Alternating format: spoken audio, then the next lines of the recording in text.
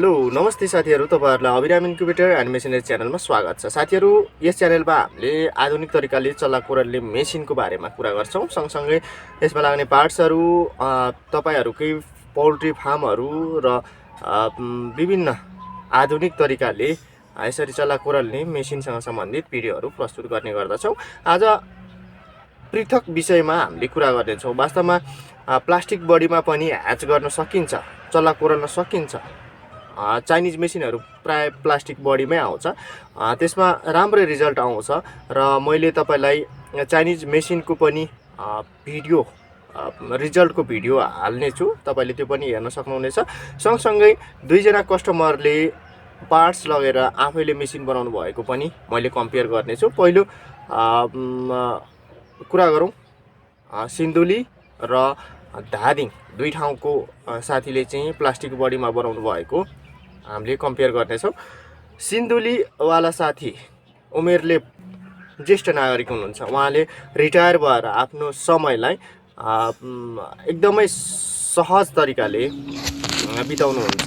पोल्ट्रीमा सानो एक्सपेरिमेन्ट गरेर उहाँले विगत 4 वर्षदेखि हाम्रो कन्ट्याक्टमा हुनुहुन्छ र उहाँले कुनै पनि जिज्ञासा लाग्यो भने हामीलाई कमेन्ट गर्नुहुन्छ, सम्पर्क गर्नुहुन्छ र त्यसरी डाउटहरु चाहिँ क्लियर गर्नुहुन्छ।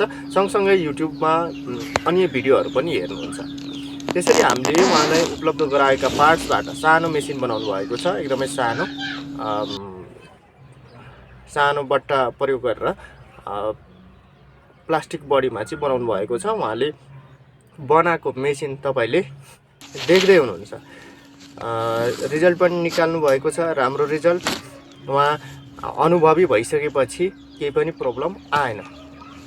तर धादिङको विषयमा कुरा गर्नु पर्यो भने धादिङको साथीले के गर्नुभयो भन्दाखेरि बाल्टिनमा एउटा सिस्टम जोडेर बनाउनु भएको हो, हिटिङ सिस्टम सँगसँगै कन्ट्रोल सिस्टम। र यसरी बनाउँदाखेरि उहाँकोमा ओभरहिट भएर बत्ती कटेर चल्ला नजन्मेको कुरा पनि गर्नुभएको थियो।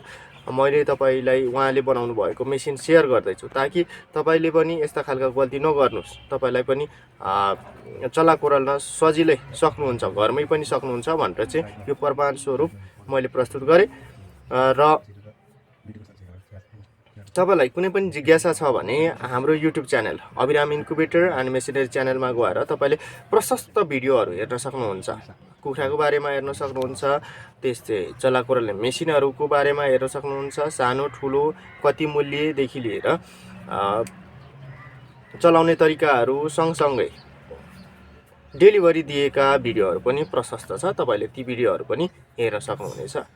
र कुनै पनि जिज्ञासा छ भने हामीलाई सिधै सम्पर्क पनि गर्न सक्नुहुन्छ। सम्पर्क गर्दाखेरि बिहान वा साँझ जिज्ञासा राख्नुभयो भने चाहिँ राम्रो हुन्छ, किन भन्दाखेरि त्यतिखेर हामीले समय म्यानेज गरेर तपाईलाई उत्तर दिन सक्छौं, प्रतिक्रिया दिन सक्छौं। तर दिउँसोतिर कामको व्यस्तताले गर्दाखेरि तपाईहरुलाई प्रतिक्रिया दिनलाई अलिकति असहज हुन्छ।